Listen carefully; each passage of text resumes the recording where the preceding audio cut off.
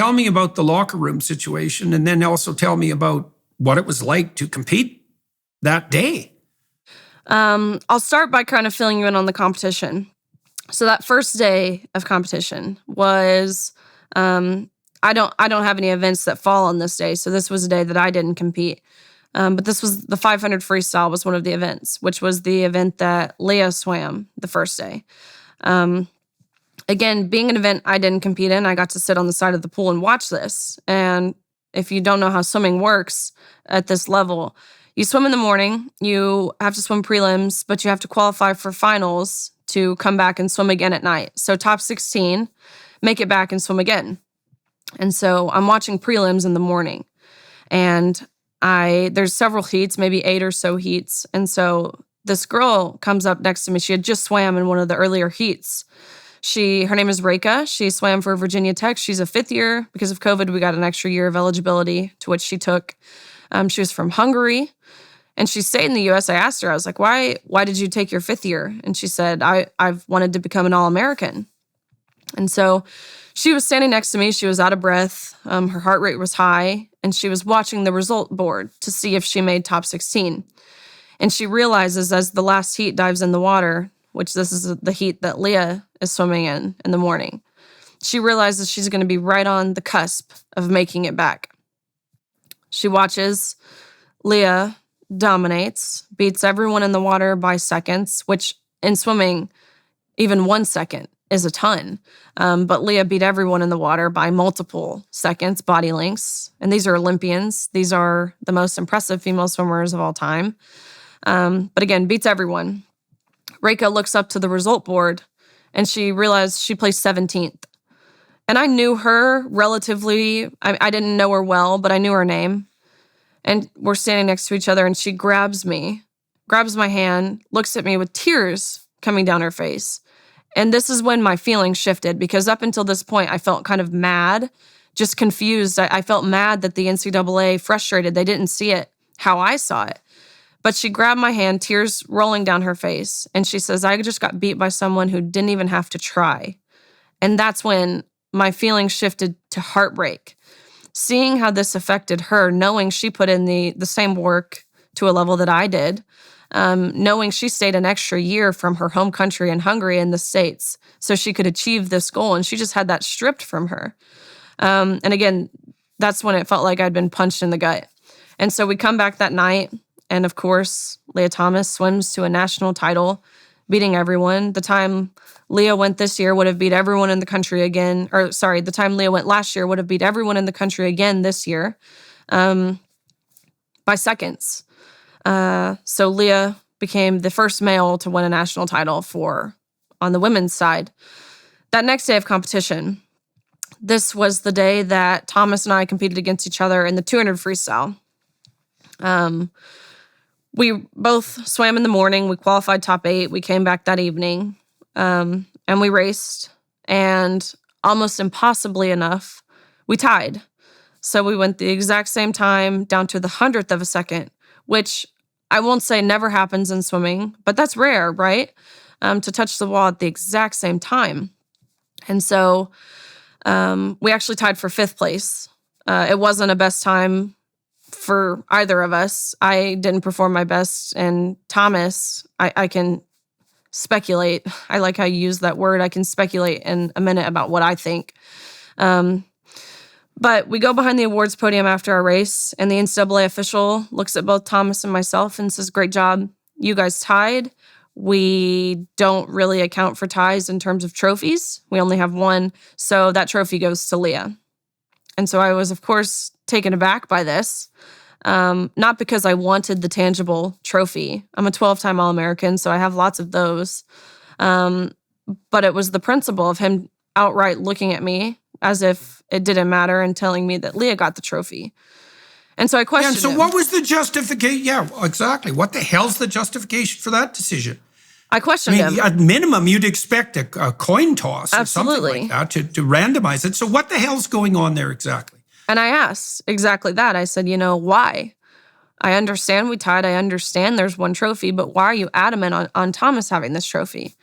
And he was not prepared to answer this. They hadn't been questioned, and when I say they, I mean the NCAA. They hadn't been questioned for anything they had done thus far. So he kind of stumbled on his words and said, "Oh, well, we're just doing this in chronological order." To which I pressed back again. Okay. I said, "What are you being chronological about?" Because we tied. And if you're referring to our names, I'm certain that G comes before T. So what are you being chronological about? To which he didn't have an answer. And he says back, "Well, Leah has to have the trophy for photos. You can pose with this one, but you'll have to give it back. And you go home empty-handed, and Leah takes the trophy home. We can eventually mail you one."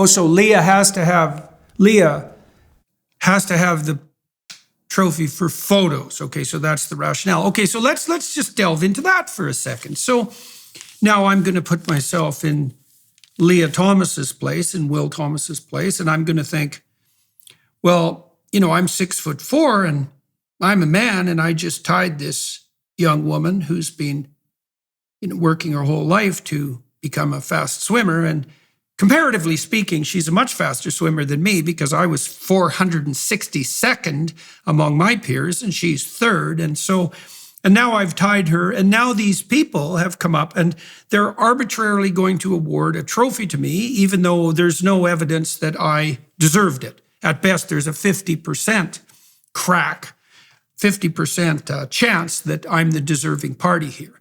So what that would mean is that if Leah Thomas was being a proper gentleman, let's say, he would have done one of two things. He would have said, well, we have to flip a coin, or I won't take the trophy.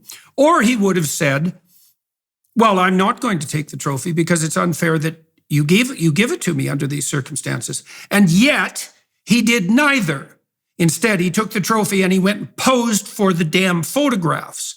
And so it's very difficult for me as a clinician to see anything in that other than all the hallmarks of extraordinarily narcissistic and entitled behavior, because it is such a violation of, what would you say, the minimum professional athletic standards, that it's a kind of miracle. And the fact that the NCAA would promote that kind of pathological narcissistic behavior is really quite the bloody miracle. So, and anyways, that's what happened. So now he's out there, parading around with this trophy, towering over the girls. And we are watching him do this. Like, what the hell are you thinking? Is he actually enjoying himself? Like, it's so preposterous, right? Because I just can't imagine how anybody can be foolish enough to think that what they've done actually constitutes an accomplishment. And then to get all that false attention. You're such a hero. You've made such sacrifices. It's lies at every single level of analysis. And yet he's basking in the glory, and also claiming that anybody who might object is nothing but, a prejudiced bully, when in fact he's 100% and obviously the bully, abetted by the NCAA. So you're watching this. What the hell are you thinking? It felt as if I had been reduced down to a photo op.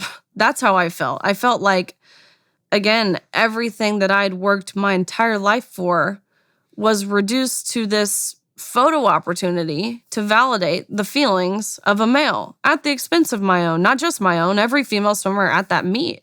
It felt as if, of course, I understand the implications of Title IX, which was just to ensure equal opportunities and prevent discrimination on the basis of sex. It felt as if we were totally throwing it out of the window in that moment. We were doing a 180 in the guise of being progressive. We were moving forward. This is progress. This is not progress. This is taking us back at least 50 years in time, 51 years in time to 1972 when Title IX was enacted. This is not progress. How can we sit here and actually say that women losing out on opportunities, women losing spots on the podium to a male is progress? That is quite literally the opposite.